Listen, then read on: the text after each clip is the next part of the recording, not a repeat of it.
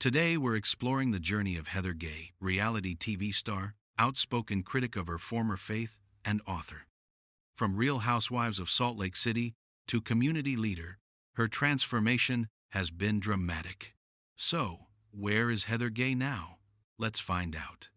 Heather Gay was a longtime member of the Church of Jesus Christ of Latter-day Saints and raised in Salt Lake City, Utah. She appeared on Real Housewives of Salt Lake City, where her faith and her struggles with its teachings became central themes. Heather's perspective on Mormonism evolved over time. She raised questions about doctrine, leadership, and the role of women, and eventually began publicly challenging some traditional beliefs. Heather's journey out of strict church orthodoxy became part of her public identity. She's spoken in interviews and on her podcast about leaving the LDS Church's more conservative practices behind. She's also become an advocate for people who have doubts or who have left the faith, discussing difficult topics like mental health and identity.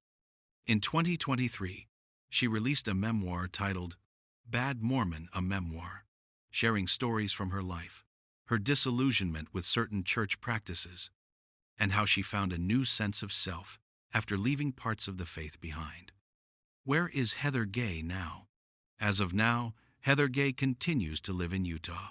She remains a regular on Real Housewives of Salt Lake City, and her voice in socio-cultural conversations has grown.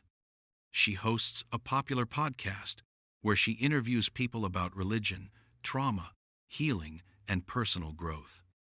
Heather is also active on social media and in speaking engagements.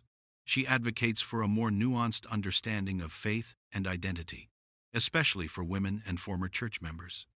Heather Gay has transformed from a traditional Mormon housewife into a prominent voice for questioning, healing, and redefining faith.